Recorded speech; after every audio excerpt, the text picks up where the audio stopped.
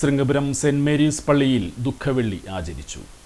Sringapuram saint Mary's പള്ളിയിൽ ദുഃഖവെള്ളിയോടനുബന്ധിച്ച് പീഡാനുഭവ ചരിത്രവായന, വചനപ്രഘോഷണം, കയ്പുനീര് രുചിക്കൽ, കുരിശു ചായ്ക്കൽ, പരിഹാര പ്രദക്ഷിണം എന്നിവ നടന്നു. ഇടവക വികാരി ഫാദർ ജോയ് പെരേപ്പാടൻ മുഖ്യ കാർമ്മികത്വം വഹിച്ചു. അന്വേഷിക്കുന്നത് അവർ അവിടത്തോട് പറഞ്ഞു, ഈശോ അവരോട് അരുളിച്ചു. ഈശോ വീണ്ടും അവരോട് ചോദിച്ചു, നിങ്ങൾ ആരെയാണ് അന്വേഷിക്കുന്നത്? അവർ വീണ്ടും പറഞ്ഞു,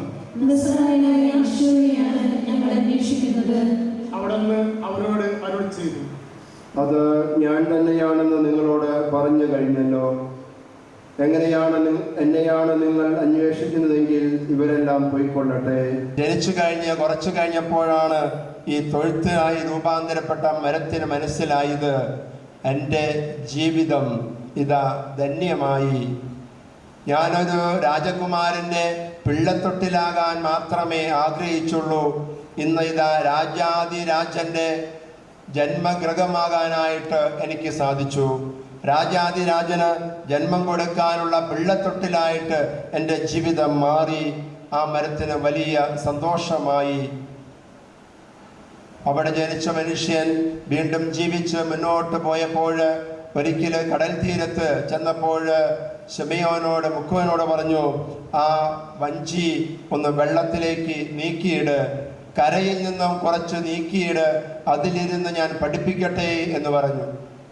അങ്ങനെ ആ വഞ്ചിയിലിരുന്ന് ഈശോ പഠിപ്പിച്ചു. പഠനം കേട്ടപ്പോൾ ഈ വഞ്ചി, ആ മരത്തിന് മനസ്സിലായി, എൻ്റെ ജീവിതവും ഇതാ രക്ഷപ്പെട്ടു. കുറച്ചു പേരുടെ ആകർഷണമായി തീരാൻ മാത്രം ആഗ്രഹിച്ച് നശിച്ചു പോകേണ്ട എൻ്റെ ജീവിതം 2000 വർഷത്തിലേറെ പരസ്യം ചെയ്യപ്പെട്ട, ലോകത്തിലെ മുഴുവൻ മനുഷ്യര് അറിയപ്പെടുന്ന ഒരു വഞ്ചിയായിട്ട് തീരാൻ, എല്ലാ മനുഷ്യരെയും ജനിപ്പിച്ച് സൃഷ്ടിച്ചു രൂപം കൊടുത്ത ആ ദൈവപുത്രൻ ഇരിക്കാനുള്ള വഞ്ചിയായിട്ട് തീരാൻ എനിക്ക് സാധിച്ചുവെന്ന് ആ മരം ചിന്തിച്ചു, സംതൃപ്തി അടഞ്ഞു. മൂന്നാമത് ആ മനുഷ്യൻ നടന്നുപോയി, മരണത്തിന് വിധിക്കപ്പെട്ടു, കുരിശിൽ തറയ്ക്കപ്പെട്ടു.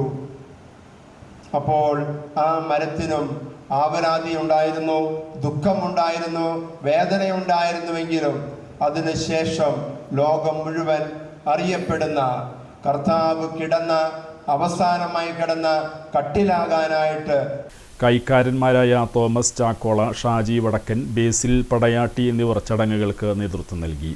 നിരവധി വിശ്വാസികൾ ചടങ്ങുകളിൽ പങ്കെടുത്തു.